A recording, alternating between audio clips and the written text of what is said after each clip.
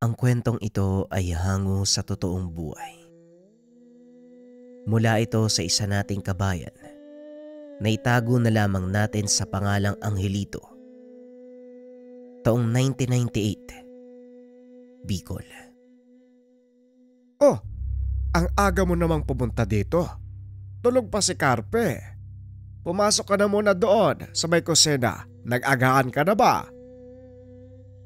Wika ni Mang Carlito. Hindi pa po eh.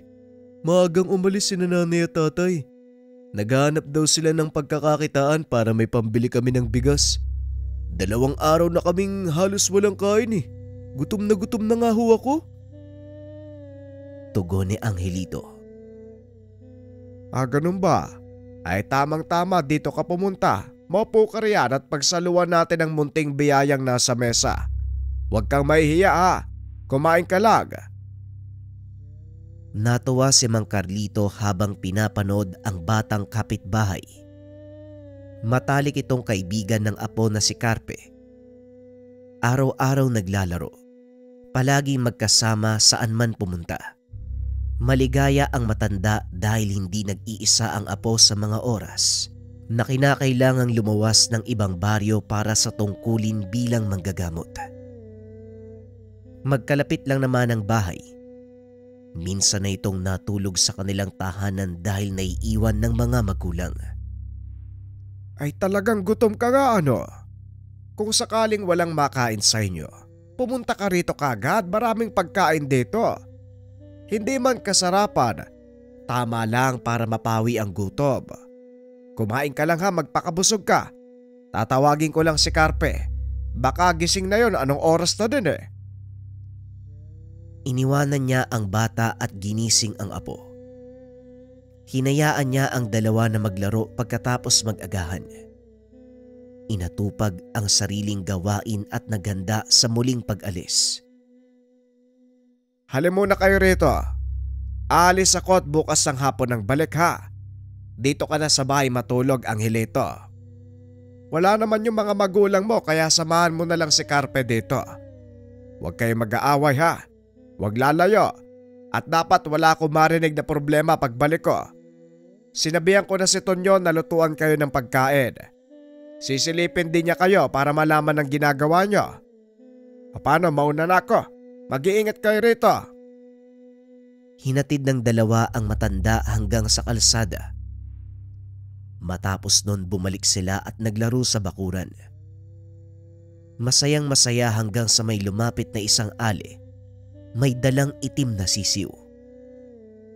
Walang ibang tao sa paligid kaya sila lang ang nakakakita. Kinausap ang dalawang paslit at nakisali pa sa laro. Naging maayos naman ang pakikitungo sa kanila. Habang tumatagal, gumaan ang kalooban at pinayagang pumasok sa tahanan. Makalipas ang ilang sandali. Binigay nito ang sisiw pero si Carpe lang ang tumanggap. Carpe, ang sabi ni Lolo Carlito, huwag tayong tumanggap ng kahit ano mula sa ibang tao ah. Hindi naman natin yung kilala eh. Ngayon lang natin nakita, baka masama yan. Wika ni Angelito. Hindi ka naman po masama, hindi ba Lola? Ang sabi kasi ng lolo ko, mabait daw po yung mga taong nagbibigay. Kaya mabait ka ho Lola, di ba? Ay tama ang lolo mo. Mabait ang taong nagbibigay. Kaso isa lang ang dala kong sisiw. Kaya alagaan yung dalawa. Baka makabalik ako at magbigay uli ng isa para sa'yo bata. Wika ng ale sabay tingin kay Angelito. Natakot ang bata at nagtago sa likod ng kaibigan. Matapos nun ay nagpaalam ang ale. Lumapit ito sa kanilang dalawa. Humalik pa sa noo at yumakap. Dahil parehong bata, wala silang ideya sa ginagawa ng ale. Hoy, kayong dalawa. Bakit kayo nagpapasok ng ibang tao? Kilala niyo ba yun? Ang tanda na tapos parang malapit ng mamatay. Talagang pinapasok niyo pa dito ha? Oh, eto pala yung pagkain niyo. Magapuna na tapos matulog ha. Wala nang lalabas. Diyan lang kayo sa loob. Bukas ng umaga uli ako dadalaw para maghatid ng agahan. Carpe, Angelito, hindi bubuksan ng pintuan kapag hindi kilala ang kakatok. Nagkakaintindihan ba tayo? Tumangulang ang mga bata. Hindi na pinansin si Tonyo dahil abala sa pagkain. Sinaradong mabuti ang pintuan at saka umalis. Naiwan ang dalawang naglalaro pa rin kahit malalim na ang gabi. Tuwang-tuwa habang naghahabulan sa loob ng tahanan. Masyadong maingay na umabot pa sa tahanan ni Tonyo pero hinayaan lang dahil ayaw nang lumabas. Makalipas ang ilang sandali, natahimik nang may kumatok. Sinundan ng mahinang boses. Tinatawag ang kanilang pangalan. Hindi ko mabuksan ah. Tulungan mo nga ako, parang yung ali yan eh. Buksan natin, baka nilalamig siya sa labas. Wika ni Carpe habang pilit na hinihila ang pintuan. Ayoko, ang sabi sa atin ni Kuya Tonyo, wag natin pagbubuksan kahit sinong kumatok, di ba? Ano naman ang gagawin ng ali na yan sa ganitong oras? Hindi ba nakaalis na siya kanina? Yun na nga, baka pwede naman siyang bumalik. Ang sabi niya wala siyang pamilya. Baka gusto niya sa atin, buksan na lang. Wag na, baka ibang tao yan eh, nagpapanggap lang. Kapag pinapasok natin mamaya kung ano pang mangyari sa atin eh. Si Ali nga kasi yan, mabait naman yun eh. Dali na. Tulungan mo kung buksan yung pintuan, ang tagal mo naman oh. Wika ni Carpe. Nagkasagutan pa ang dalawa dahil ayaw sumunod ni Angelito. Hindi tumigil ang pangangatok. Paulit-ulit sa pangungumbinsi.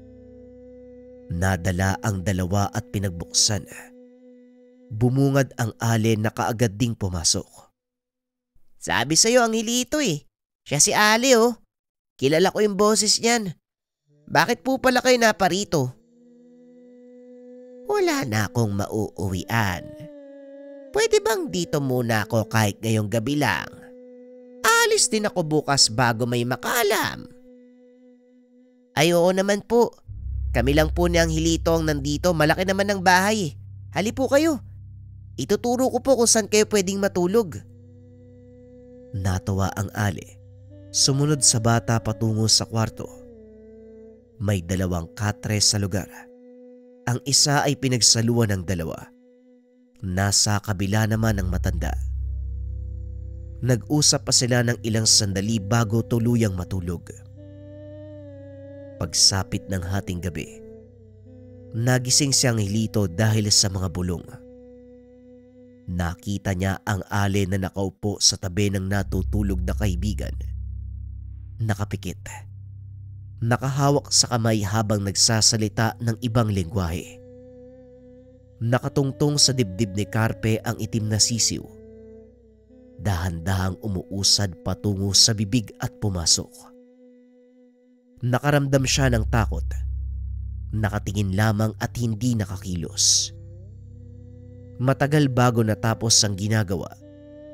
Kagad siyang pumikit nang tumingin ng matanda.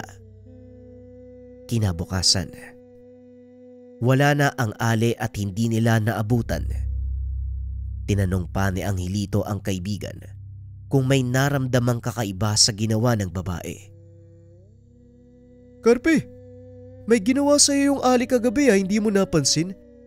Hinawakan ka niya sa kamay tapos may sinasabi siya. Hindi ko maintindihan kung ano eh. May masakit ba sa'yo? Wala naman. Hindi ko napansin kasi tulog na ako eh. Umalis na yung Ali. Hindi man lang tayo inantay na magising. Meron kayang uuwian yun? Taga saan kaya siya? Hindi ko alam pero sana wag nang bumalik. Nakakatakot, parang halimaw eh. Huwag ka namang ganyan Angelito. Masama magsabi ng ganyan oh. Hindi ka siguro nakinig kay Lolo Carpe nung pinagsasabihan tayo. Ang bait ng Ali pero hindi mo siya gusto? Basta hindi ko rin alam. Ayoko lang sa kanya. Kung nandito lang si Lolo Carlito, papagalitan ka kasi ikaw ay nagpapasok sa matanda. Hindi natin kilala yun. Ali nga siya. Kung ayaw mo sa kanya, bahala ka. Pero para sa akin, mabait siya. Binigyan pa nga ako nitong sisiw oh. Teka, titignan ko nga sa kulungan. Wala na sa kulungan yung sisiw, nasa loob na ng bibig mo. Pumasok kagabi. Napakunot ang noo ni Carpe dahil sa pagtataka. Ha? Anong pumasok sa bibig ko? Ikaw kung ano yung sinasabi mo Nagugutom ka ba? O baka masakit yung ulo mo?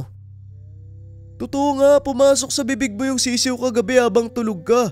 Sa tingin ko inutusan ng Ali yun eh. Hindi. Baka winala mo tapos gumagawa ka ng kwento para hindi ako magalit sa'yo. Umamin ka, masama magsinungaling Hindi ako nagsisinungaling, totoo yung sinabi ko.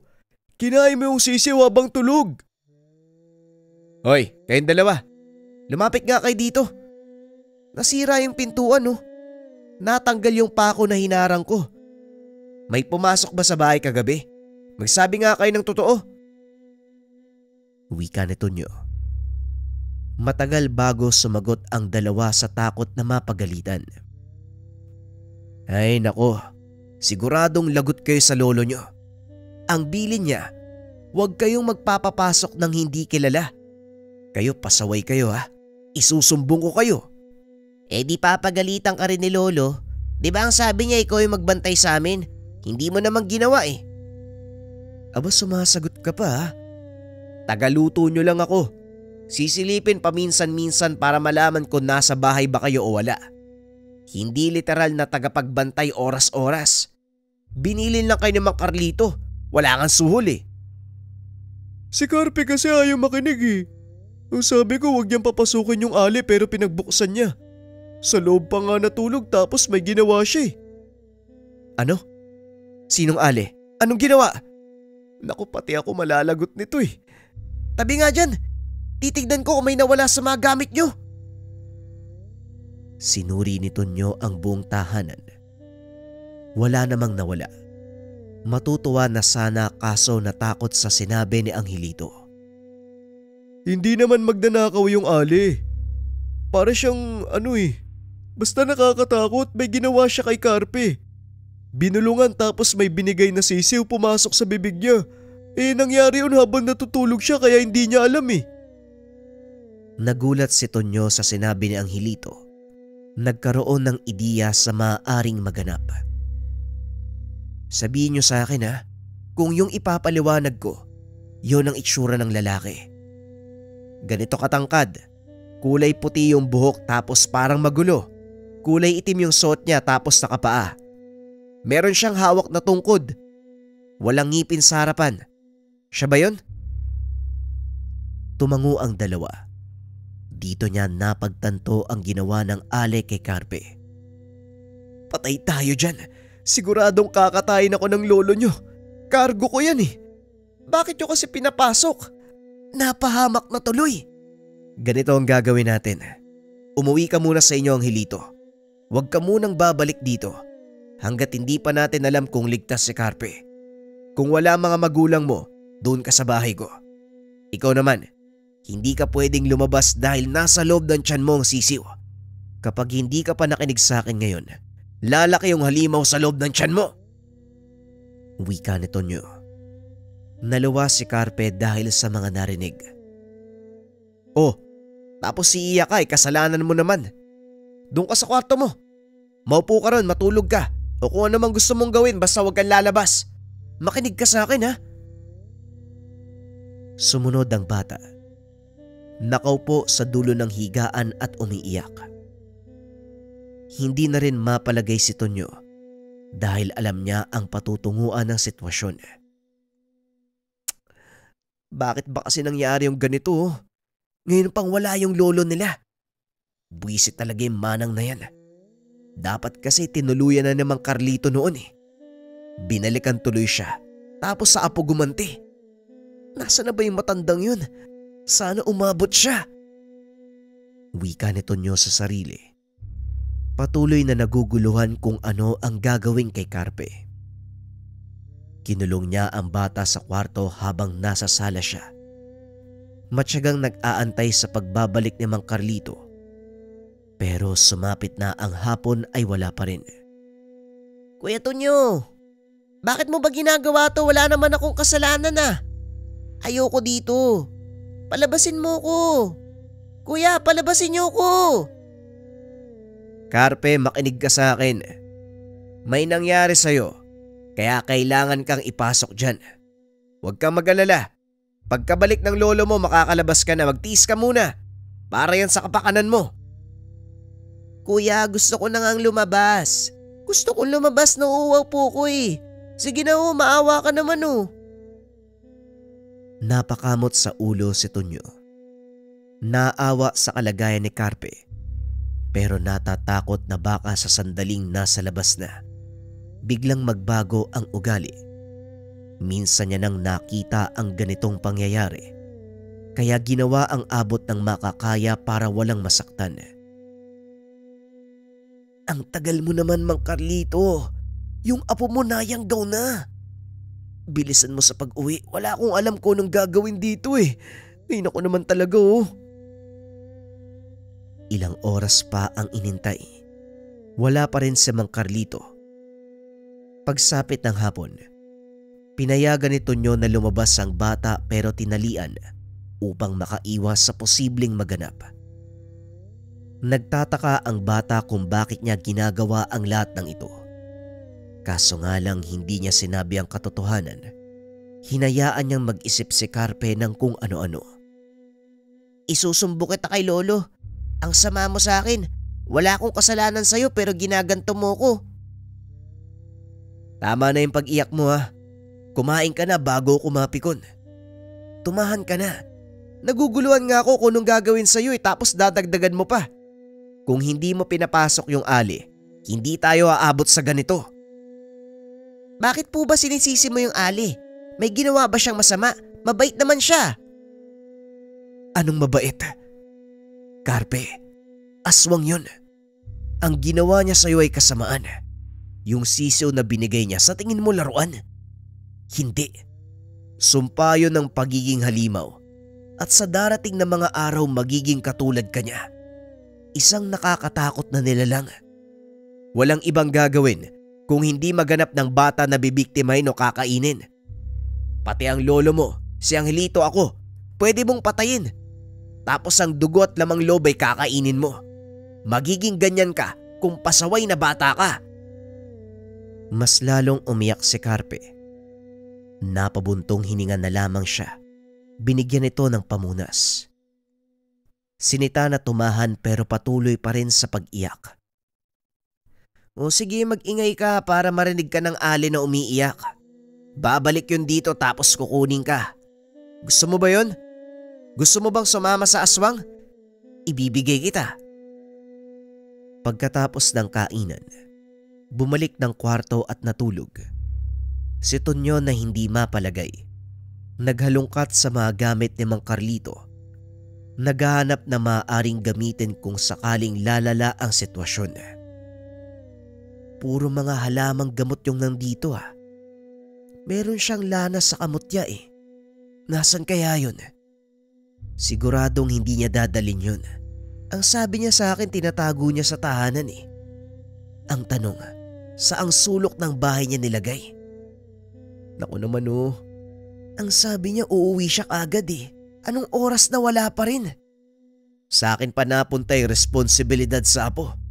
Tapos nasa linan pa ng yanggaw, sus Mariosep. Anong gagawin ko kapag naging aswang si Carpe? Wika ni Tonyo. Nagpatuloy siya sa paghahalongkat hanggang sa mahanap ang pinaglalagyan ng mutya.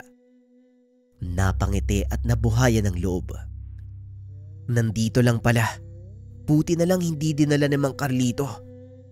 Ayos na. Pwede na siya magtagal kung nasan man siya. Ako nang bahala kay Carpe. Kung makikisabay lang ang mutyang to sa kalaman ko, makakayanin kong ayusin ang problema. Hindi may pagkakaila ang husay ni Tonyo sa paggamit ng patalim. Isa siyang mangangaso. Dumadayo sa ibang lugar para manghuli ng ligaw na hayop. Minsan na ring napapalaban sa mabangis na nilalang. Kampante siyang masasabayan ng sitwasyon, lalo na kung magbabago ang anyo ng bata. Sinilip niya si Carpe at natutulog lang ito.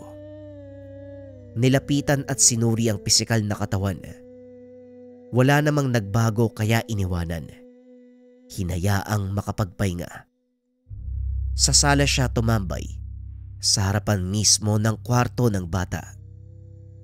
Nang mga sumunod na oras, unti-unting napapansin ni Tonyo na naging malikot ito sa higaan. Kaagad niyang binigyan ng pansin upang malaman ang nararamdaman nito sa katawan. "Kuya, nauuwaw po ko. Ang sakit ng lalamunan ko." Dinalan niya ng tubig si Carpe. Kaso kahit anong dami ang nainom, nauuwaw pa rin si Carpe. Kinutuban na siya subalit na natiling kalmado. Inaalo ang bata na patuloy sa pag-iyak. "Kuya, bakit ganun? Nakainom na ako pero nauuwaw pa rin. Ang sakit po ng lalamunan ko. Ang init din po ng loob ng tiyan ko." Napatanda ng krus si Tonyo. Palihim na sumasambit ng dasal habang pinapatahan ng bata. Ilang sandali pa nagreklamo itong nagugutom. Dito siya mas lalong nabahala dahil hindi nagustuhan ang ordinaryong pagkain na binigay. Wala na itong makain. Nagsimulang magwala. Carpe, makinig ka sa akin, huwag kang ganyan oh. Hoy! Hoy! Nagkasugat si Tonyo dahil sa pagkabasag ng platong ibinato ng bata. Nang umagos ang dugo, nakita niya kung paano ito tumingin. Dali-daling pinigilan ang tangkang paglapit. Iginapos at muling ikinulong sa kwarto. Munti ka na ako doon, Carpe ha, pambihira. Ang bilis ng epekto. Isang araw pa lang ang lumipas, pero makikitaan kagad ng sintomas. Anong uri ba ng aswang yung nilagay sa kanya? Mang Carlito, hindi ko pala kaya. Kung nasan ka man, umuwi ka na. Kailangan ka ng apo mo. Wika nito habang nakikinig sa daing ng bata. Nakikiusap itong lumabas dahil nagugutom at nauuwaw. Dali-daling nagalungkat sa mga gamit ng manggagamot sa ikalawang pagkakataon. Naganap ng pwedeng pampakalma sa bata. Kaso nga lang puro halamang gamot ang nakita. Paano ba to? Limitado lang yung alam ko eh. Kung laban lang sana sa aswang walang problema. Naku naman oh, Mang Carlito, bumalik ka na. Patuloy ang pagdaing ni Carpe. Palakad-lakad lamang sa loob ng tahanan si Tonyo. Kumakalampag na sa loob ng kwarto dahil sa pagwawala ng bata. Nakailang silip siya roon. Nakitang nag-iiba na ang ugali nito. Habang tumatagal nadadagdagan ng kaba at mas lalong naguguluhan sa kung ano ang gagawin. Sa mga sumunod na sandali, naagaw ang kanyang atensyon sa kaluskos sa labas. Dali-dali siyang tumingin. Ganun na lamang ang galit pagkakita sa ali. Lumabas siya at hinabol ito. Hindi tinantanan hanggang sa mahuli. Paulit-ulit niyang pinagsusuntok ang matanda. Pinaghampas ng nakuwang kahoy. Pinukpok pa ng isang buong bato. Humandusay na lamang ang ali. "Kasalanan mo to, walang yaka. Yung bata pa talaga yung pinasahan mo ha. Gumaganti ka ba kay Mang Carlito dahil sa ginawa niya sa'yo?" Napatingin ang ali sa kanya. Tumitig. Tila hindi alam ang sinasabi. "Nakalimutan mo? Kung sabagay matanda ka na eh. Nung nakaraang taon, ikaw yung aswang na napadayo sa kabilang lugar kung saan kami nakikipiesta. Wala kang takot na bumibiktima ng isang bata, di ba? Tinugis ka namin pero nakatakas ka. Talagang sumadya ka pa dito ha." Nang marinig ng ali, dito napagtanto ng babae ang katauhan ng batang sinalinan. Dahan-dahang ngumiti ang matanda. "Hindi ko akalain na darating ang araw na makakaganti ako sa taong yon. Ang tagal kong pinagaling ang mga sugat na binigay niya. Tadhana pa mismo ang nagbigay. Apo ng matanda ang nabiktima ko. Hindi ko alam na apo siya ng matanda. Naghahanap lang ako ng pagpapasahan. Saktong nakita ang dalawang paslit. Hindi ko nakasalanan. Muli siyang sinuntok ni Tonyo. Inilabas ang lahat ng galit hanggang sa mapatay ang matanda. Bumulagta ito. Wala ng buhay. Matagal bago nakabalik sa ulirat. Nang sumunod na araw tinutukan ni Tonyo si Carpe, lumalala ang kondisyon. Magalitin, gustong lumabas, nagwawala. Silang dalawa ni Angelito ang sumama sa bahay. Naisipang humingi ng tulong pero natatakot na baka pag-isipan ng masama ang bata. Hindi rin makaalis dahil nababahala sa kalagayan. Hindi maiwan-iwan. Sabi ko sa kanya wag tanggapin yung bigay ng Ali. Pero hindi siya sumunod eh. Pinapasok niya pa sa bahay. May kasalanan ka din eh. Kung sinabihan mo ko, nung napansin mo na may kakaiba sa Ali, napigilan sana natin. Paano ba naman kasi mga bata pa kayo? Wala masyadong alam sa mga bagay-bagay. Itong si Mang Carlito naman isa pa yan eh. Sang lupalop kaya ng mundo nagpunta yan. Saktong pagkatapos magsalita, narinig nila ang boses ng matanda. Dali-dali silang sumalubong at magkasabay na nagsumbong. Naguguluhan, pinatahimik at isa-isang kinausap. Nang mapagtanto ang nangyari, kaagad sinuri ang apo. Binigyan ng paunang lunas at pinagpahinga. Naagapan naman bago mag-ugat sa kaloob-looban ang sumpa ng aswang. Ilang araw na ito, Tonyo. Huwag kang mag-alala dahil hindi kita sisisihin. Nautusan lang kita eh. Huwag mong isipin na cargo de konsensya mo ang nangyari. Kasalanan ko yan. Hinayaan kong maiwan sa mahabang panahon ng mga bata. Nalasing kasi ako eh pagkatapos ng masarap na usapan. Maraming salamat pa rin sa'yo na natili ka para sa aking apo. Inaamin ko na iinis ako sa inyo, Mang Carlito. Iniiwan nyo yung bata eh. Hindi pa tama yung pag-iisip niyan. Alam kong nasanay kang iwanan siya dahil ilang ulit mo nang ginagawa.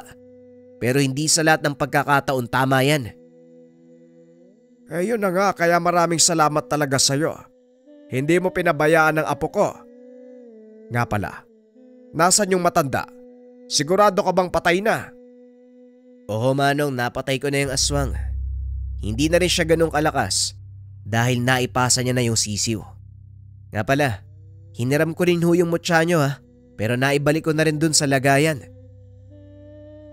Walang problema. O siya, pwede ka nang umuwi. Ako nang bahala kay Carpe. Nailabas niya na ang sumpa. Bubuti rin yan pagkatapos ng ilang araw. Nagpaalam si Tonyo.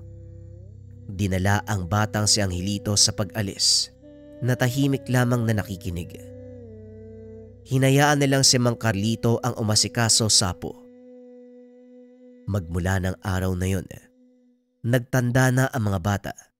Tumatak sa kanilang isipan, pakinggan ang sinasabi ng mga nakakatanda.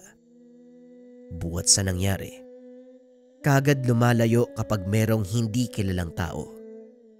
Pero alam din ni Mang Carlito sa kanyang sarili, siya ang may kasalanan ang lahat.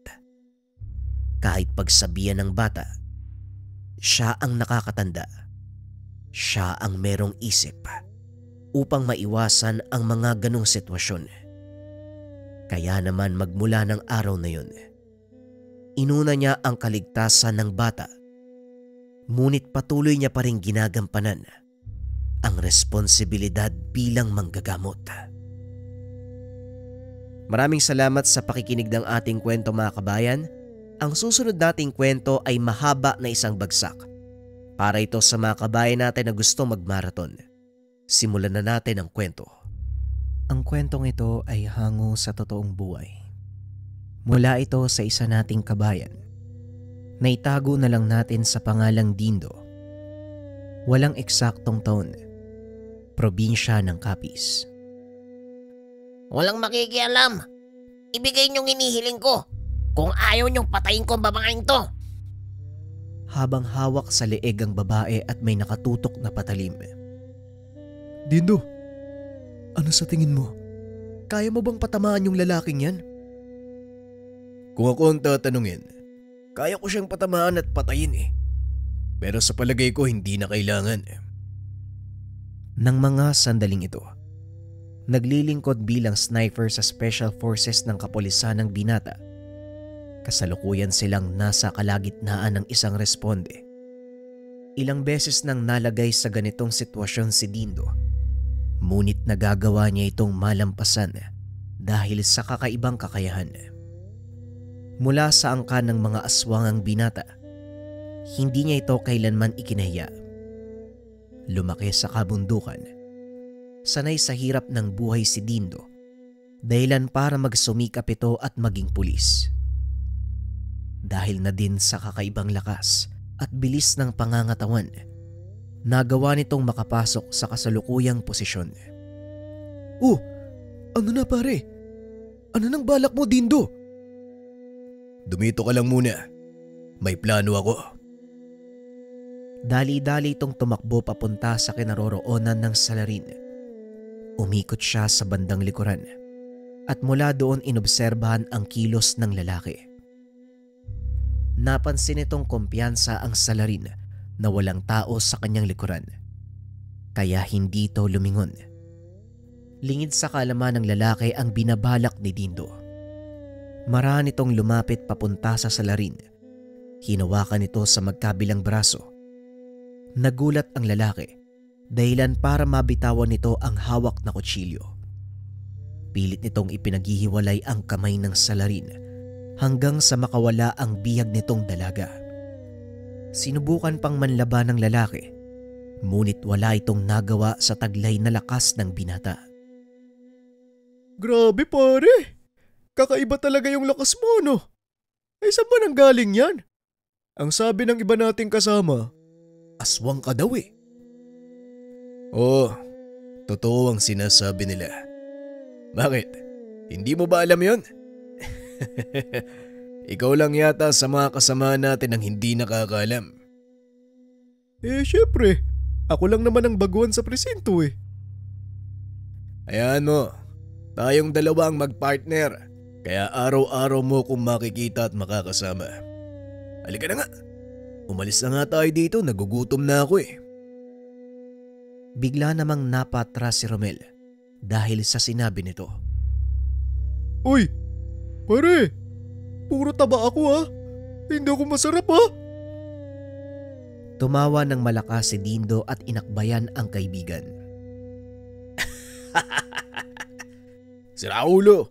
Hindi ako kumakain ng tao. Halika na nga, puro kakalokohan. At dahil bago sa kanya ang kaalaman tungkol kay Dindo, hindi nito maiwasang magtanong. Hindi ka kumakain ng tao. Anong klaseng aswang yung hindi kumakain ng tao? Ang mga uri ng aswang na kagaya ko, hindi nasanay sa pagkain ng laman ng tao. Lumaki ako sa isang pamayanan ng mga aswang. Pero may disiplina ang pamayanang iyon pagdating sa pagkain ng laman ng tao. Eh kung hindi ka kumakain ng tao, anong uri ng karne ang kinakain nyo? Eto namang ano na to? Mukhang dumadami yung tanong mo ha. Bawat tanong, isang bote ng alak ha.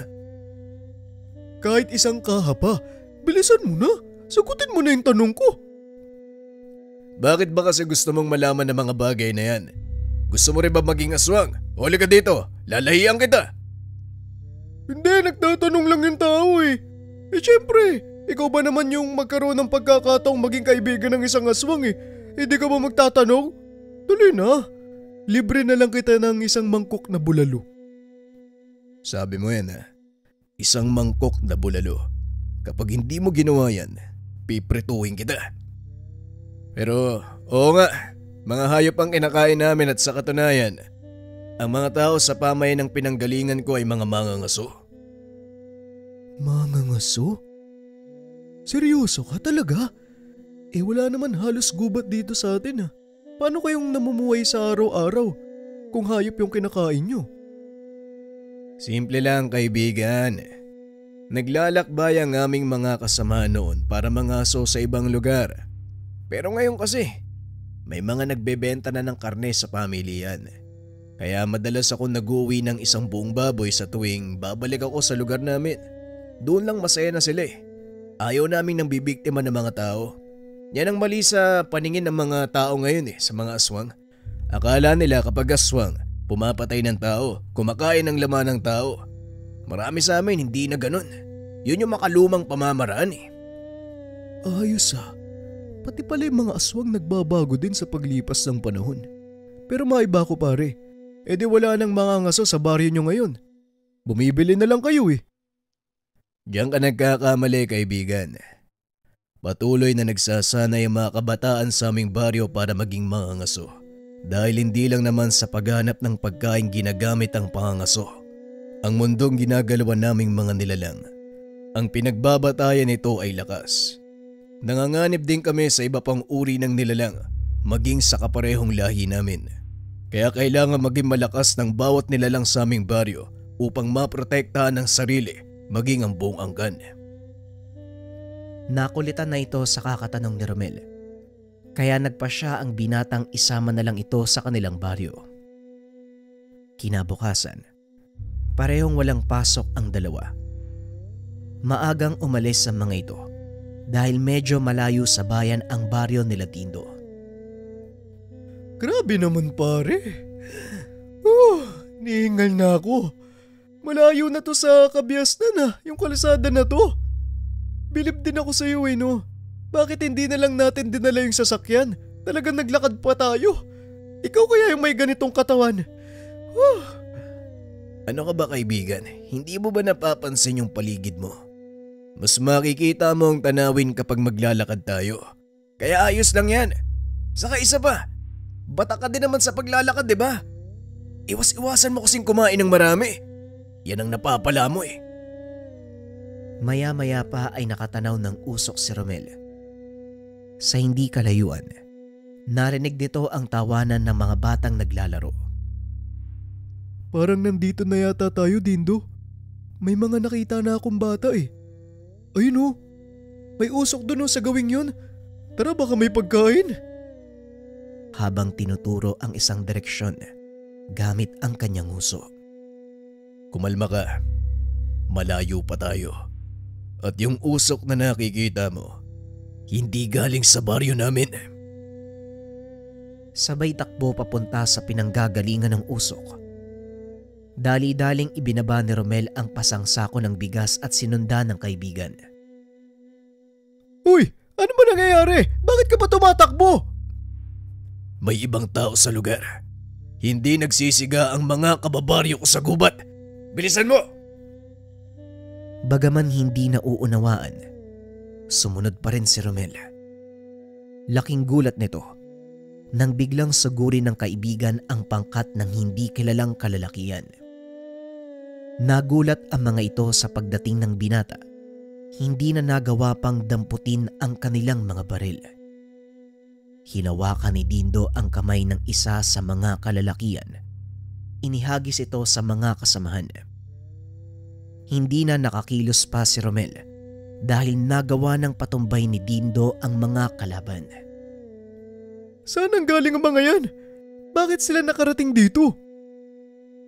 Mga tagalabas sila pare. Hindi taga rito ang mga yan.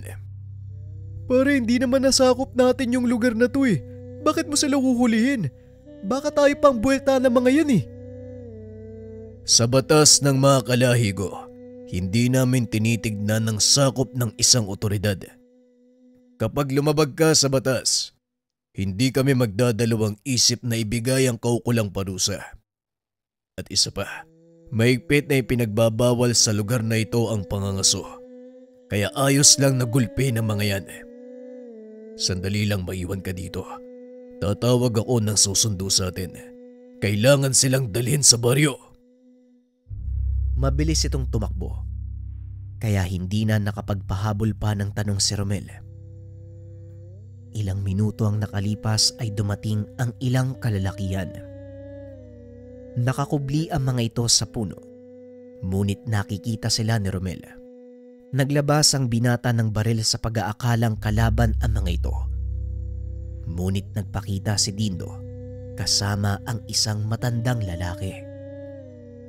Ibalik mo sa sisidla ng baril mo, Romel. Mga kasamaan ko sila. Tay, siya nga pala yung sinasabi kong kasama ko sa trabaho. Romel, ito naman ang tatay ko. Sa susunod, Dindo, magsabi ka kung magsasama ka ng kaibigan mo na galing sa bayan nang makapaghanda naman tayo ng masarap na pagkain. Puro karne ng usa ang naroon sa ating ahop. Naku Manong, huwag niyo po akong alalahanin. Kahit ano naman po kumakain ako eh. Dindo, alam ba ng taong to ang tungkol sa atin? Marami siyang katanungan sa akin. Medyo naaalibadbara na ako eh. Kaya sinama ko na lang para siya na mismo ang tumuklas. Dinala ng mga kasamahan ng kanyang ama ang mga kalalakihang nahuli. Tinanong ang mga ito kung anong pakay nila sa lugar. Napag-alaman nila Dindo, mula sa kabilang bayan ang mga ito. Hinahanap nila ang nilalang na sumalakay at pumapatay ng mga kabataan sa kanilang baryo. Kung ganon, bakit kayo dito napadpad sa aming baryo? Masyado na itong malayo kung tutusin. Anong uri ng nilalang ang hinahanap nyo? Nakikinig lang sa usapan sina Dindo ng mga sandaling iyon. Papunta sa lugar na ito ang bakas ng sinasabi kong nilalang. Figura lang ang nakita naming kagabi, kaya hindi ko masyadong naaninag kung anong itsura nito. Malaking tao na may ulo ng kung anong hayop. Yun ang nakita ng mga kasama ko. Ibig sabihin, sinasabi mo bang aswang ang sumalakay sa inyo? Hindi ako sigurado, pero parang gano'n na nga. Ang mga binibiktima nito, pawang kabataan, puso at atay lang ang kinukuha at iniiwan ng katawan. Tinanggal ni Mang Heron ang tali sa kamay nito. Hinayaang makaupo ng maayos. Nag-utos din ng matandang bigyan sila ng maiinom. Bagay na labis na pinagtakahan ni Dindo. Sandali lang, Tay. Bakit niyo sila kinakalagan? Lehitimong mangangaso ang mga ito at alam kong hindi sila basta papasok sa ating teritoryo kung hindi mahalaga ang kanilang pakay. Hindi tayo nakakasiguro kung totoo ang sinasabi nila, Tay. Mamaya kung anong gawin nila dito sa baryo eh. Wala ka bang tiwala sa pagpapasya ko, Dindo? Hindi ako naging pinuno ng baryong ito ng walang dahilan. At sa tagal kong nangangaso sa kagubatang ito, alam kong nagsasabi ng totoo ang taong ito. Paano mong nasabi, Tay? Pasensya na, pero hindi ko talaga maintindihan ang ibig mong sabihin.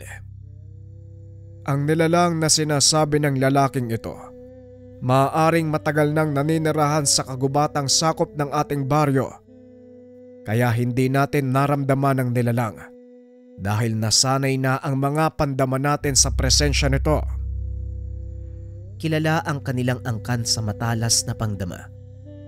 Lalo na kung may mga baguhang pumapasok sa kanilang lugar o hindi kaya na may ibang nilalang na nagagawi doon. Ilang araw na ring namiminsala ang nilalang na yon sa aming baryo. Kaya nagpasya kami na tugisin ito. Pero wala kaming sapat na kaalaman kung paano sila matutuntun. Maaari ko bang malaman ang pangalan mo? Pasensya na. Ako nga pala si Dindo. Isa akong pulis sa bayang ito. Habang inaabot ang kamay sa lalaki. Tawagin mo na lang akong Gino. Pasensya na kung hindi naging maganda ang ating unang pagkikita. Ako ang dapat tumingi ng paumanhin sa nangyari. Maligayang pagdating sa aming baryo. Ayos lang, kaibigan. Pumasok kami nang walang abiso mula sa inyo. Kaya naiintindihan namin kung bakit gano'n ang ginawa mo. Pinoprotektahan mo lang ang lugar. O siya. Kumain na muna tayo. Paniguradong pagod kayo. At habang kumakain, pag-usapan natin ang mga nangyayari. Tahimik lang si Romel habang pinakikiramdaman ang kilos ng mga tao sa paligid. Kung titignan ay normal naman ang mga ito.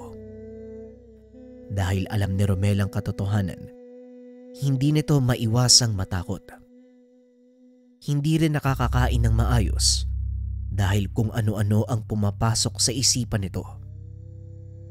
Oh, anong nangyayari sa'yo? Akala ko ba nagugutom ka na? Oo nga pre, pero ewan ko ba? Bakit parang ayaw pumasok ng pagkain sa tiyan ko? Lalo pa pag naiisip kong…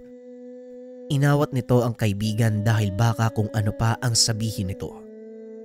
Huwag mo nang ituloy ang sasabihin mo. Alam ko na. Mamaya marinig ka pa ni tatay eh.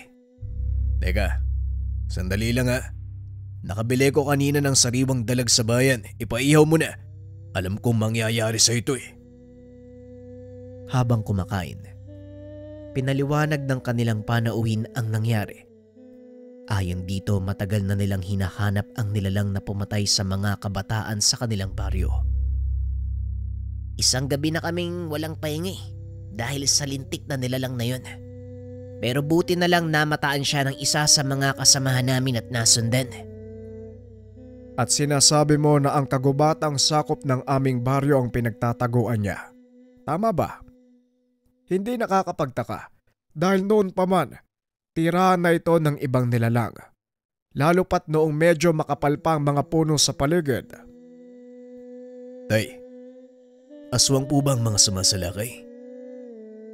Kung aswang ang sumasalakay, malalaman natin kagad. Pero sa palagay ko, mas mataas na uri ng nilalangan na namiminsala. Ito ang dapat nating alamin, Dindo. Mukhang kakailanganin ko ang tulong mo. Medyo may problema tayo dyan, tay. May pasok kami bukas eh. Pero magagawa naman niya ng paraan. Gino, maaari ka bang pumunta sa presinto bukas? Ako nang bahala pagdating mo dun. Pumayag naman si Gino.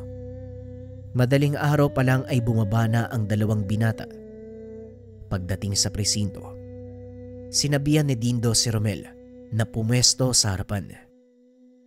Pag nakita mo si Gino, gumawa ka ng blatter. Papirmahan mo kay Hepe. Ano yung ilalagay ko dun sa blatter? Gumawa ka ng kwento. Sabihin mo nagpunta si Gino para i-report yung nawawala niyang kalabaw. Ikaw nang bahala, alam mo na yan. Maya-maya ay nagawa ng tapusin ni Romel ang utos ng kaibigan. Lumabas ng tanggapan ng Hepe at saktong naroon din ang dalawa kasama si Gino.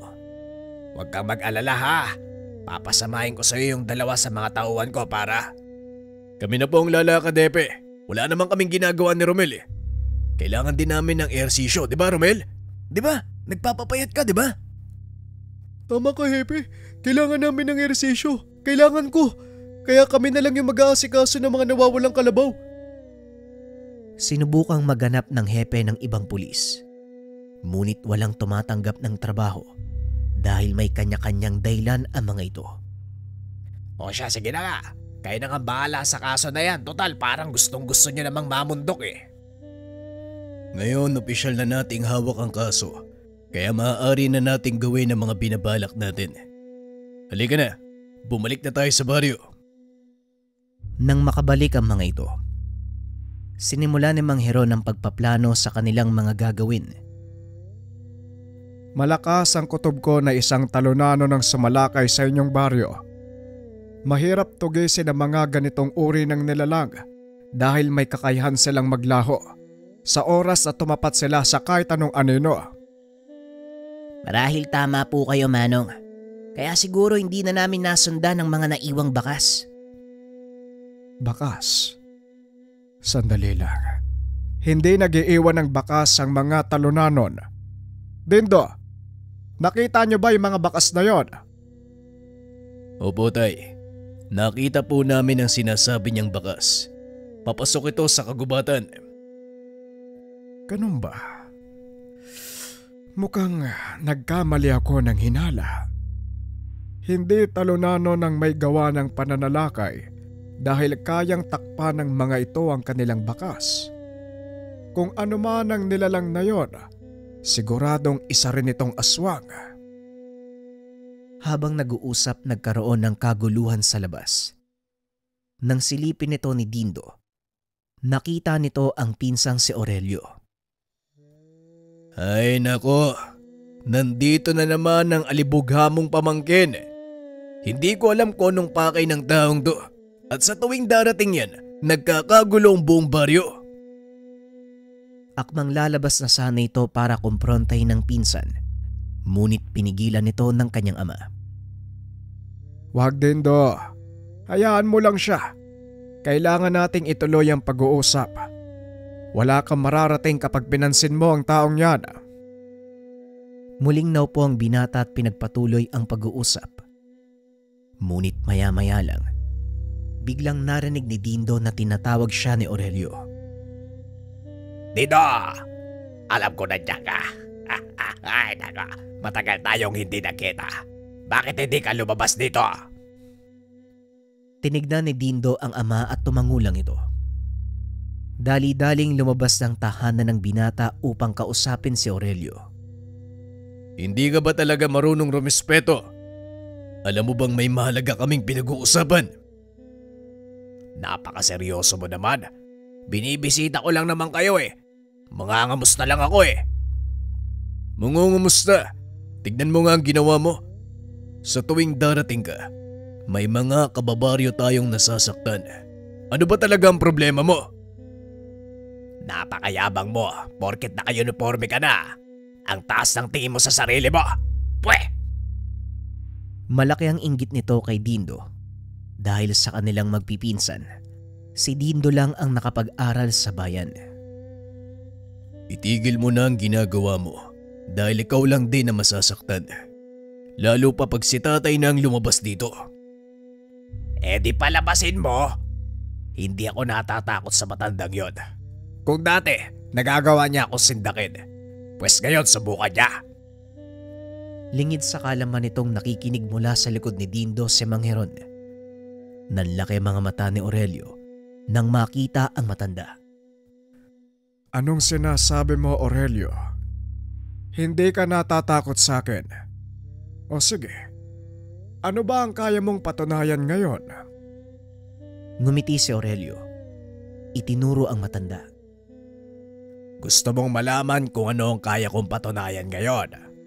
Pues, hinahamon kita sa isang laban. Gusto kong makuha ang pwesto bilang pinuno ng angkan. Sawang-sawa na kami sa mga panukala at patakaran mo. Mga aswang tayo. Hindi ko malaman sa iyo kung bakit mo ipinagbabawal ang pagpatay at pagkain ng tao. Mga mababang uri sila. Walang ibang pakinabang kung hindi maging pagkain ng ating angkan. Nagkakamali ka, Aurelio. Nakakalimutan mo na yata na tao din ang mga ninuno natin bago sila maging aswag. Habang pilit na pinipigilan si Dindo. At nagpapasalamat ako dahil hindi ko naabutan ang pagiging tao. Ano tanda? Tatayo ka na lang ba at pangangaralan ako buong araw? O baka naman natatakot ka? Anong kakatakutan ko sa iyo, Aber?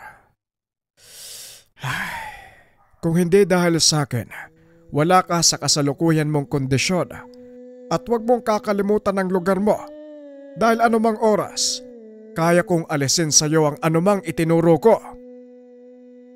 Walang ano-ano ay biglang sumugod si Aurelio. Mabilis naman itong hinarangan ni Dindo. Itinulak siya palayo. Dahilan para bumagsak ito sa lupa. Talaga bang hindi ka titigil, Aurelio? Hindi mo na iginalang si tatay. Wala kang utang na loob. Dahang-dahang tumayo si Aurelio at muling nagsalita. Utang na loob, Dindo. Matagal na akong bayad. Sa pagkakataong iyon, si Mang Heron ang humarap sa kanya. Sinangga ng matanda ang suntok nito gamit ang isang kamay. Tama na! Kung talagang gusto mo kong hamunin, sige, tinatanggap ko. Pero sa isang kondisyon. Hayaan mo munang tapusin ko ang problema namin ngayon. Gusto kong maging bahagi ka ng gagawin namin.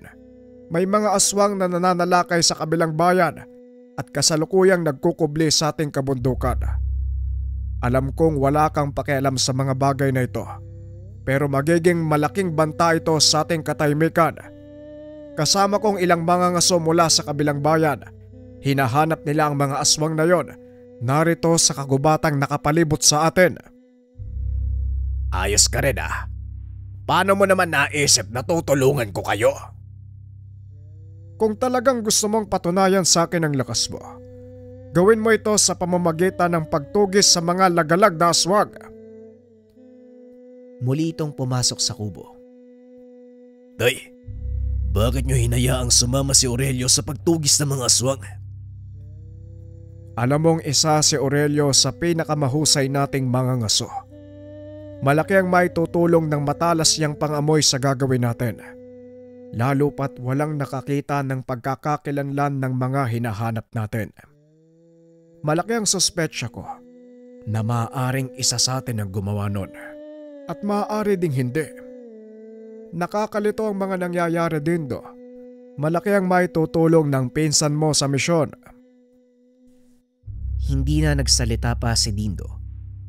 Alam nito na hindi na mababago ang pasya ng kanyang ama. Walang nagawa ang binata kung hindi sumang-ayon sa lahat ng plano nito. Sino ba yung dumating, Dindo? At bakit parang galit na galit sa inyo ng tatay mo? Pinsan ko ang taong yun. At tama ka. Malaki nga ang galit niya sa akin at kay tatay. Pero hindi siya ang dapat kong pagtuunan ng pansin sa ngayon. Maaari ka bang bumalik sa bayan? Kunin mo ang baril ko. Ikaw nang bahalang gumawa ng kwento kay Hepe. Dali-dali namang umalis si Romel.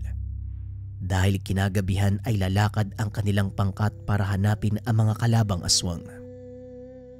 Matapos ang pag-uusap kasama ang pangkat ni Gino, naganda na si Dindo sa pag-alis. Napadaan si Aurelio sa kanyang kubo. Anong magagawa ng mga sandatang gawa ng tao sa katawan ng isang aswang? Nag-iisip ka ba, Dindo? Kahit gaano pa kalakas ang baril na gamit mo, wala itong silbi dahil mabilis maghilom ang sugat ng mga kagaya natin.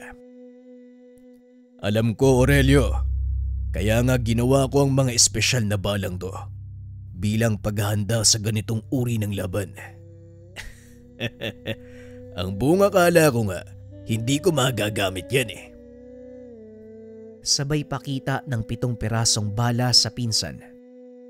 Ang mga balang yun, ibinabad sa dugo ng babaeng usa na mabisang lason sa kahit anong uri ng elemento. Aba, bahala ka nga. Basta huwag kang haharang sa dadaanan ko. Ikaw ang maghaharang sa linya ng paningin ko mamaya dahil hindi ako magdadalawang isip na barilin ka. Matapos ang pag-uusap kagad nang umalis si Aurelio, dumating naman si Romel bitbit ang rifle ng binata. Mabuti na lang hindi na nagtanong pa si Hepe. Eto, nagdala pa ako ng ilang magasin ng bala. Mukhang hindi lang iisa ang kalaban natin eh. Natawa si Dindo dahil may suot itong kwintas na gawa sa bawang. Ano ba yung suot mo? Sa tingin mo may magagawa yung bawang? Di ba? Yan yung sinasabi ng mga tao. Pangontra daw sa aswang ang bawang. Wika na Romel. Ay nako, huwag ka nga magpapaniwala dun. Amin na nga yan. Ibibigay ko kay Aling Maring para magamit sa pagluluto. Tugon ni Dindo. Sa tingin mo, Dindo, gaano ba kalakas yung mga makakalaban natin? Tatapatin kita, Romel. Delikado ang misyon na to. Kaya naiintindihan ko kung aatras ka. Masyadong malalakas sa mga aswang. Kahit sabihin pa nating pangkaraniwan lang sila, hindi sila tinatablan ng mga sandatang gawa ng tao. 3 beses na mas mataas ang pisikal na lakas nila ko ikukumpara sa mga kalahi mo. Ngayon pa ba ako atras nandito na tayo? At isa pa, gusto ko ring maranasan kung paano makipagbakbakan sa mga aswang. Sawa na ako sa mga tao. Hapon na ng mga oras na yun. Inaantay na lang nilang matapos ang paghahanda ng grupo ni Gino. Nang masiguradong handa na ang lahat, muling nilinaw ni Mang Heron ang kanilang dapat gawin. Hahatiin natin sa 3 ang grupo. Ang ilan ay mula sa pangkat ni Gino, sasama sa pangkat na pinamumunuan ni Dindo. Ikaw naman, Aurelio, pamunuan mo ang mga nag-aabang sa gawing kanluran ng gubat. Matapos magbigay ng panuto, kagad nang lumakad ang grupo. Gaya ng napag-usapan, may kanya-kanyang tungkulin ang bawat isa. Ang grupo ni Dindo ang nakatalagang mag-abang sa mga kalaban, kaya naghanap ito ng mapagtataguan. Romel, umakyat ka sa punong yan at kahit anong mangyari, wag na wag kang gagalaw. Dali-dali namang umakyat si Romel sa tinurong puno ng kaibigan. Pumwesto na din ang binata sa pinakamataas na bahagi ng gubat. Tahimik ang paligid. Tanging huni ng mga kulisap at kuliglig ang maririnig. Wala ni isa sa mga mangaso ang kumikilos. At kung wala kang kaalam-alam, hindi mo makikita ang kinaroroonan ng mga ito. Sa paglipas ng oras, unti-unti nang nakakaramdam ng pagkabagot si Dindo. Nangangalay na din ang paa nito sa kinaupo ang sanga. Akmang kikilos na sana nang biglang makaramdam ang binata ng mahinang pitik sa tagiliran. Mara niya itong nilingon at nakita si Aurelio. Sumisenyas ito na tumahimik, sabay turo sa bandang ibaba. Nilingon ng binata ang direksyong itinuturo ng pinsan. Nanlaki ang mga mata nito nang makita ang dalawang nilalang na naglalakad sa loob ng gubat. Marahang ibinaling ni Dindo ang kanyang rifle sa mga nilalang. Ngunit pinigilan nito ni Aurelio. Huwag kang magpapaputok. Hindi lang sila ang nandito. May ilan pang nakatago. Sinilip ng binata ang teleskopyo na noon ay nakatutok sa direksyong itinuro ng pinsan. Hindi makapaniwala si Dindo. Napakaraming kalaban ang nag-aabang sa kanila. Teka, mukhang alam nilang nandito tayo ah. Sa palagay ko, isang patibong ang pinasok natin. Mukhang hindi mga pangkaraniwang aswang ang kalaban. Tinignan nito ang bawat pwesto ng mga kasamahan. Nakitang wala pa rin kumikilos sa kanila. Ngunit nang mapalingon si Aurelio sa kinaroroonan ni Mang Heron, nakita nito ang isa sa mga kalaban na susugod sa ama. Sasakmalin nito si Mang Heron, kaya dali-daling tumalon si Aurelio para iligtas ang tiyuhin. Dahil sa ginawang ito ni Aurelio, tuluyang nabisto ang kanilang kinaroroonan. Nagsipagsugod ang mga kalaban.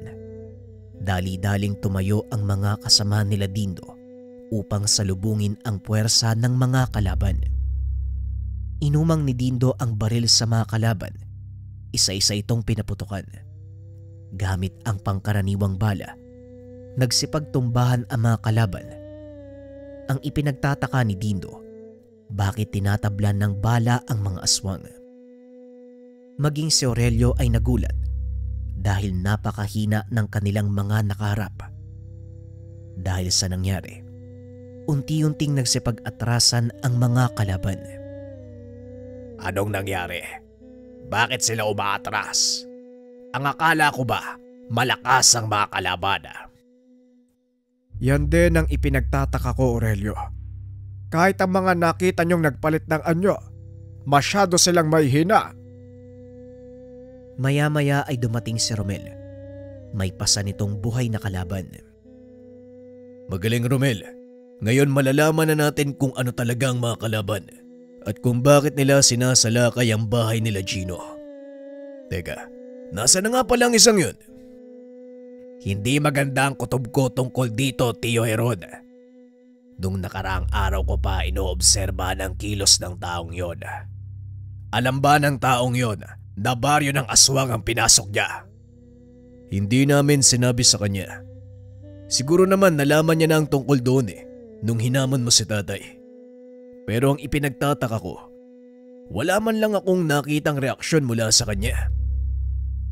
Habang nag-uusap ang grupo, laking gulat ng mga ito nang biglang umulan ng palaso. Mabilis nakapagtago sina Aurelio. Itinulak naman ni Dindo si Romel sa nakatumbang puno para makapagtago. Sa kasamaang palad, tinamaan ng palaso si Aurelio sa binti. Napagtanto nito, may taglay na lason ang ginamit na sandata ng kalaban. Mag-iingat kayo. May taglay na laso ng palaso na mga kalaban. Mabilis itong inalalayan ni Dindo para makapagtago. Kailangan nating umatras. Mahihirapan tayong sagupay ng ganitong puwersa, lalo pat hindi natin alam ang kanilang pwesto. Tama ka, Dindo. Kailangan nating umatras. Mapapahamak tayong lahat dito. Walang yang Ginong yon. Naisahan tayo. Pakana niya ang lahat ng ito eh. Kaya pala walang nakitang bakas sa gubat. Dali-daling lumabas ang mga ito. Ngunit sa kasamaang palad, ilan sa mga kasama nila ang nasawi. Hindi ko inakalang ganito ang kakalabasan ng plano natin. Paanong hindi ko man lang naisip ang ganitong senaryo? Kahit ako, hindi rin naisip na ganito ang kakalabasan. Isang patibong pala ang lahat ng ito. Masyado kayong nagtiwala sa mga tao. Alam nyo naman na simula pa noon, iisa lang ang gusto nilang mangyari. Yon ay ubusin ang lahi natin. Tignan mo, Tio Heroda, ang mga taong pilit mong pinoprotektahan ay siya ding gustong umubos sa lahi mo. Hindi ito ang tamang oras para magsisiyan. Kailangan mahanap ang pangkat ni Gino at pagbayarin sila sa mga nangyari. Eto, paano tong nahuli natin? Napalingon si Aurelio sa sugatang bihag at sinunggaban ito. Walang yaka. Ikaw at ang kauri mo ang dapat mawala. Kayo mismo ang sumisira sa kapayapaan ng mundong ito. Ibinubuntun nyo ang sisi sa aming mga aswang. Nananahimik kami sa kagubatan, pero pilit nyong sinisira ang kapayapaang gusto naming buuin. Pinigilan ni Dindo ang pinsan. Ngunit napapagtanto nito na tama si Aurelio. Magulos dili ka, Aurelio. Alam kong tama ka. Ngunit may mga bagay pa tayong kailangan linawin sa taong yan. Hindi nito inasahan ang susunod na gagawin ni Aurelio. Siguraduhin mo lang na makakakuha ka ng sagot sa pamamagitan ng diplomatikong pamamaraan. Dahil kung hindi, ako ang pipiga sa taong yan. Namangha si Mang Heron sa ipinakita ng pamangkin. Habang tinatanong ni Romel ang kanilang bihag, kinausap naman ni Mang Heron si Dindo. Mukhang malaki na ang pinagbago ng pinsan mo. Kahit naroon pa rin ang maangas niyang pagkatao, naging mas mahinahon na siya kung ikukumpara noon. Nawala na ang pabugso-bugso niyang ugali. Yan nga din ang napansin ko. Isa pa sa kinagulat ko, Tay. Nakinig siya sa sinasabi ko. Siguro nga naging hinog na ang pag-iisip ni Aurelio. Kung hindi lang namatay ang kanyang ama, siguro siya ang tatanghaling pinuno. Aminin ko, magaling sa pagdedesisyon si Aurelio. Isa ito sa kanyang mga kalakasan. Ngunit nadadaig ito ng kanyang kainaan at yon ay ang bigla-biglang pagpapasya. Lahat naman tayo nagbabago. Siguro napagtanto na din ni Aurelio na panahon na para kumilos ng naaayon sa kanyang katayuan. Maya-maya pa ay lumapit sa kanila si Romel. Sumunod naman si Aurelio. Nauna pa itong magtanong kung ano ang nangyari. May nakuha ka bang impormasyon? Oo, tama ang hinala nyo. Patibong nga ang lahat eh. Si Gino at ang mga kasama niya napagutusang magkunwaring mga ngasong naghahanap ng isang nilalang. At ayon pa dito, gawa-gawa lang ang lahat ng kwentong sinabi sa kanila ni Gino at ang mga nilalang na nakita nila sa gubat, mga aswang na kanilang kasabwat. Kasabwat nila ang mga aswang na yon. Ang tanong, saang lahi sila nagmula at bakit sila nakikisa sa mga manunugis? Biglang naalala ni Mang Heron ang kaganapan bago mamatay ang ama ni Aurelio. Hindi ito nalalayo sa nangyari sa iyong ama, Aurelio. Nang mga panong iyon, nasa kalagitnaan kami ng usaping pangkapayapaan. Ngunit sinabutay kami ng pangkat ni Bartolome. At sa hula ko, siya ang may gawa ng lahat ng ito. Hindi ba matagal nang pinalaya si Mang Bartolome sa baryong ito dahil nag-traitor siya? Ngayon ko lang napagtanto ang lahat ay paghihigante ni Mang Bartolome ang lahat ng ito. Dali-dali itong pumasok sa kubo kung nasaan ang kanilang bihag. Laking gulat nito. Wala nang buhay ang nagbabantay. Maging ang sugatang kasama ni Gino, wala na ring buhay. Naloko na. Hindi ko dapat iniwan ang isang to eh. Huwag mong sisihin ang sarili mo dahil wala kang kasalanan. Bilisan mo, Romel. Sabihan mo si na tatay. Dali-daling tumakbo palabas ng kubo si Romel. Ngunit hindi na nito nagawang magsabi kay Mang Heron. Nakita niya itong nakikipagbuno sa mga mangangaso. Mabilis na bumalik sa loob ng kubo ang binata. Sinabi kay Dindo ang mga nangyayari sa labas. Dali-daling tumakbo si Dindo. Walang pagdadalawang isip na nakisali sa labanan. Sinalakay ng pangkat ni Gino ang kanilang baryo. Naging mabilis na lang ang pagpasok nito dahil kilala sila ng mga asong gubat na nagbabantay sa mismong pasukan. Pinuntahan ng binata si Aurelio dahil alam niyang may tama ito mula sa nakaraang pananambang. Anumang oras ay maaari itong masawi dahil sa lason.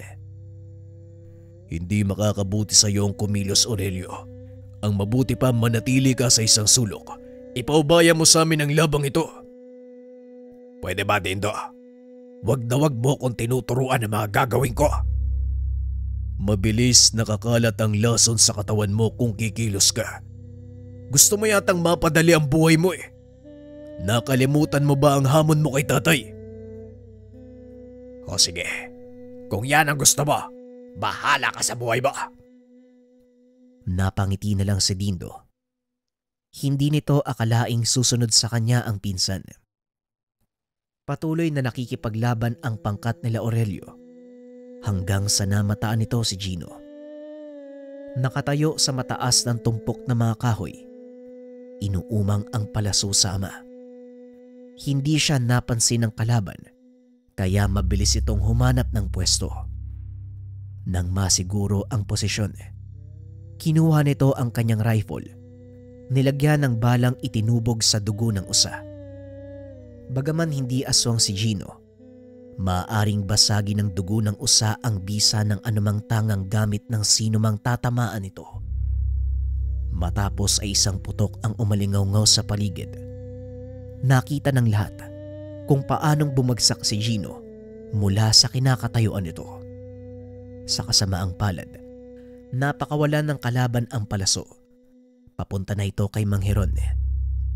Laking gulat ni Dindo dahil nakita niya si Aurelio na hinarang ang palasong tatama sa matanda.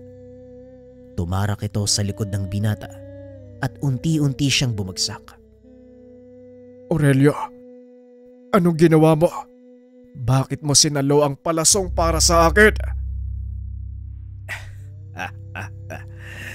Patas na tayo, Tio Heron.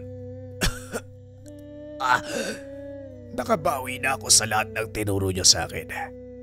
Siguro naman, wala na akong maririnig na sumbat mula sa'yo. Napailing si Mang Heron sa sinabi ng binata. Kalong-kalong niya ito habang pinaliligiran sila ng kapwa aswang. Dinidepensahan laban sa pag-atake ng mga manunugis. Ikaw talaga bata ka kahit kailan. Pabigla-bigla ka ng desisyon. Tignan mo ngayon yung nangyari sa'yo. Ayos lang, Tio. Andyan ka naman para pamunuan ang ating lahi. Pasensya ka na. Mukhang hindi na matutuloy ang duelo natin. Ang totoo dahil sa ginawa mo at mga nakita ko sa'yo. Gusto ko sanang ibigay ang pamumuno ng ating angkada. Ikaw ang nararapat na pinuno, Aurelio. Tinanggap ko lang ang pwestong ito dahil sa kailangan ng iyong ama. Hindi ka pa handa ng mga oras na nawala siya. Ayos lang yan, Tio. Panatag naman ako na nasa mabuting kamay ang ating lahi. Salamat sa pag-aaruga sa kanila. At salamat at nagawa mo silang baguhin at ialis sa makaluma nating pamamaraan. Ito din ang pangarap ni tatay noon. At ngayong naisakatuparan mo na ang lahat. Panatag na akong makakapagpahinga. Unti-unti itong bumitaw sa pagkakahawak kay Mang Heron. Ilang segundo ang nakalipas. Tuluyan na itong nalagutan ng hininga. Dahan-dahan itong inilapag ng matanda. Sa pagkakataong iyon nagdatingan ang iba pang kalaban. Kasama ng mga ito si Tandang Bartolome. Anong nangyayari? Bakit parang nakakita kayo ng multo?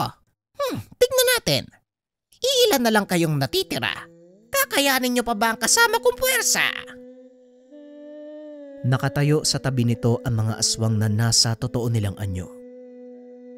Talagang hindi ka matatahimik, Bartolome.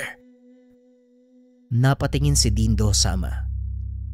Bigla itong nakaramdam ng malakas sa bugso ng enerhiya mula sa matanda. Palatandaan na handa na itong pumatay. Paano kung mananahimik? Pinalayas ng kapatid mo ang aking pangkat para makuha ang pamumuno sa angkang ito. Pero nasaan siya ngayon? Nasa ilalim ng lupa. Pinagpipiestahan ng mga bulate. Ganyan din ang mangyayari sa'yo, Heron. Sabay senya sa mga alagad nito.